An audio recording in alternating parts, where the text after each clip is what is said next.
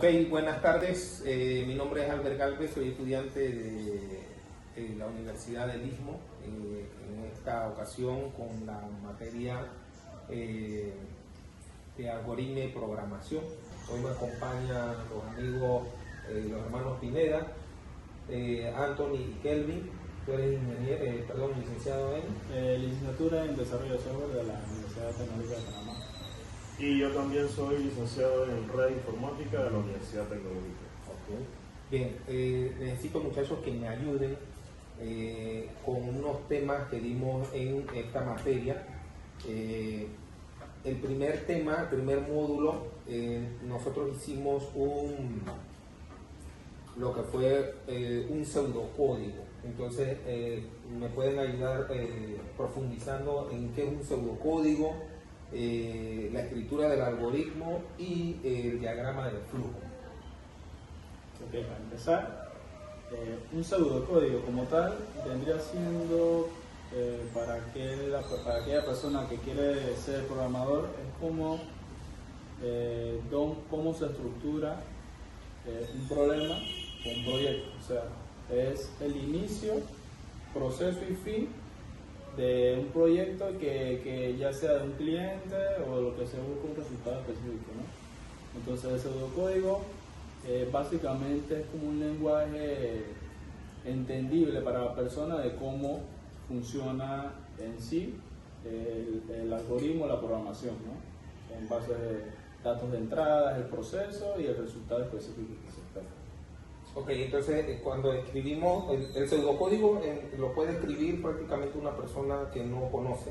Es correcto. Y él ya entonces tiene que utilizar, no sé, un programa o algo para hacer lo que es el algoritmo. ¿O tienen algún parecido? Sí, el pseudocódigo, sí, de acuerdo como dice, es el problema, pues. ¿Cuál es el problema y la solución que se espera? Es el pseudocódigo. El cliente, como no tiene conocimiento de programación, él va a decir, necesito esto y esto y esto y que me arroje este resultado. Entonces ya la persona o el programador, entonces sí, bueno, hay diferentes programas o aplicaciones de programación, dependiendo del lenguaje, entonces ya eso es lo que pide el cliente, él interpreta, entonces ejecuta lo que vendría siendo la estructura de la programación en sí como tal, pues, para algún resultado. ¿Y qué es el diagrama de flujo? Bueno, que el diagrama de flujo es básicamente como una representación gráfica del problema. O sea, dependiendo de la situación o de lo que se pide o que pide el cliente, pues el diagrama de flujo pues muestra gráficamente las diferentes salidas o los diferentes resultados que pueda arrojar o puede tener dicho programa, aplicación o proyecto que el cliente decida. Entonces, lo que hace este diagrama de flujo es que ayuda al programador a guiarse de una mejor manera, así gráficamente, ok, si no se puede hacer esto, el diagrama de flujo básicamente es como que te da ideas, o te ordena más o menos el proyecto de cómo se va a hacer todo y el resultado que se espera. Ok, nos da como una estructura visual, por decirlo así. Exactamente.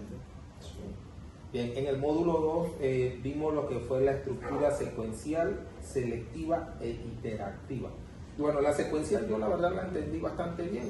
Como dice, secuencial es una secuencia de pasos hasta que llego desde el inicio hasta que llego al fin. La selectiva... La selectiva, como su nombre lo dice, tiene varias selecciones. ¿Okay? Si no se cumple una condición, pasa a la siguiente condición. Si no se cumple esa condición, pasa a la siguiente condición hasta llegar a una que se cumpla. En tal caso, si no se cumple ninguna de las condiciones que tiene el programa, él automáticamente cierra. Ok. Y en ese caso, la iterativa, ¿qué me puedes decir de ella? Ok, de la secuencia iterativa, básicamente es un bucle, un proceso que se repite dependiendo de cuántas veces desea el usuario. Es decir, por ejemplo, también hay varias estructuras iterativas que podemos mencionar, por ejemplo, puede ser el for o el para, que es un proceso iterativo que se repite hasta la condición que el usuario desee. Tenemos lo que es el do while, que él repite, que es una condición, mientras esa condición se cumpla, el programa se va a seguir repitiendo hasta que la condición ya llegue a su límite o ya no se cumpla. Una vez que esta condición no se cumpla, él automáticamente sale del programa y arroja el resultado. Ok, es como por ejemplo en este ejemplo que yo puse de un diagrama de flujo y bueno, un algoritmo también sobre mantenimientos automotrices y me explicabas anteriormente también, antes de grabar el video, que por ejemplo aquí tengo una cantidad que se tiene que cumplir. Digamos que el cliente dice, bueno, tengo X cantidad de automóviles que yo quiero registrar. A eso es a lo que te refieres. Entonces ese bucle, o sea, él va hasta que se cumpla esa... La cantidad que el usuario desea. Sí, o sea, en este caso, si él pone que son 5 autos, hasta que ingrese la cantidad, el detalle, la descripción de los 5 autos, él va a mantener ese bloque. Apenas que se cumpla, entonces ya cierra y te arroja el resultado. Ya, entonces llega al fin del algoritmo. Sí, Perfecto. Ok. También veíamos un tema en el módulo 3 acerca de lo que era la comparación de la programación estructurada versus la programación modular. Ok, un concepto así básico de lo que es, que es la programación estructurada.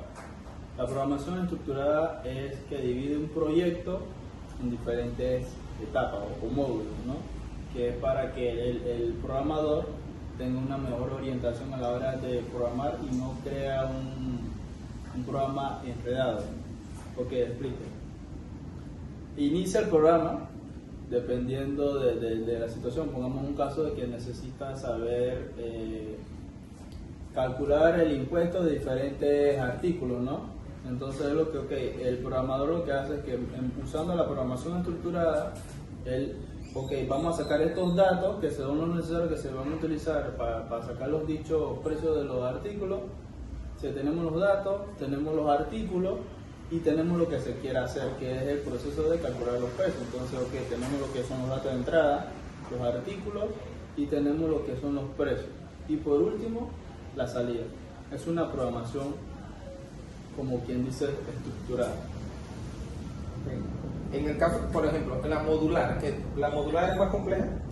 La modular básicamente es que es lo mismo, pero en vez de trozos en vez de bloques sería un módulo más pequeño. Pero la modular se usaría o se aplicaría mejor en proyectos más grandes que impliquen, por ejemplo, el registro de notas de un estudiante de la universidad. Ya sabemos que para el registro de notas el estudiante necesita primero, por ejemplo, tener el nombre, cédula, materia, notas y por último póngase que se quiere saber el promedio final de dichas materias.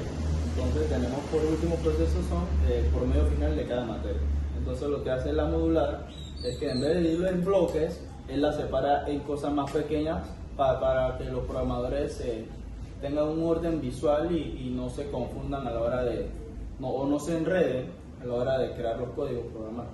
Okay. Esa es la programación modular. Por ejemplo, yo como mecánico automotriz, en mi caso, lo que es la parte electrónica, los carros anteriormente traían un módulo que manejaba lo que era el tren motriz solamente, porque no había más accesorios que manejar electrónicamente. El tren motriz, el motor y la transmisión. Resulta de que ahora, por ejemplo, un carro pues, como el tuyo tiene hasta 23 computadoras, o sea, módulos.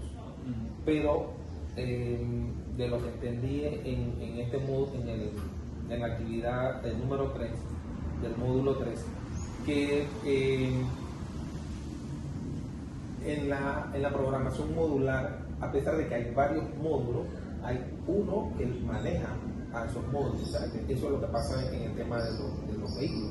Tienen tantas computadoras, tantos módulos, pero el que lo maneja en el caso de los automóviles es el módulo de chasis o de carrocería.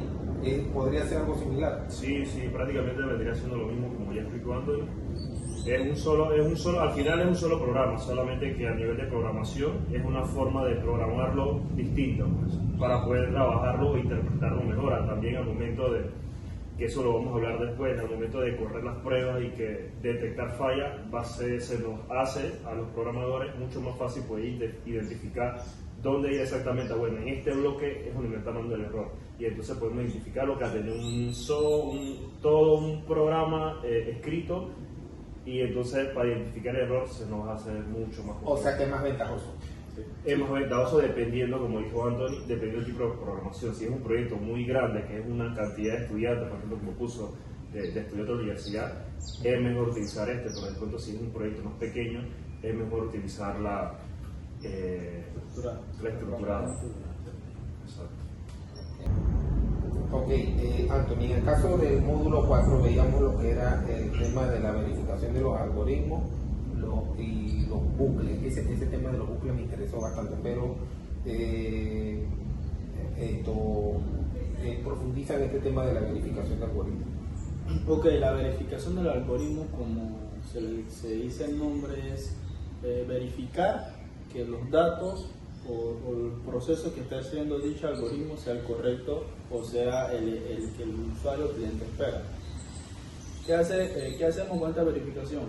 Depuramos datos, verificamos que los datos o las variables que estén en el programa sean las correctas, verificamos que el proceso o el resultado que arroje sea el correcto, no vaya a ser que esperemos un resultado entero y este programa nos arroje un resultado flotante o con decimales. Entonces esta verificación o esta depuración que se hace en el algoritmo es para justamente prevenir posibles errores que vaya a tener el código.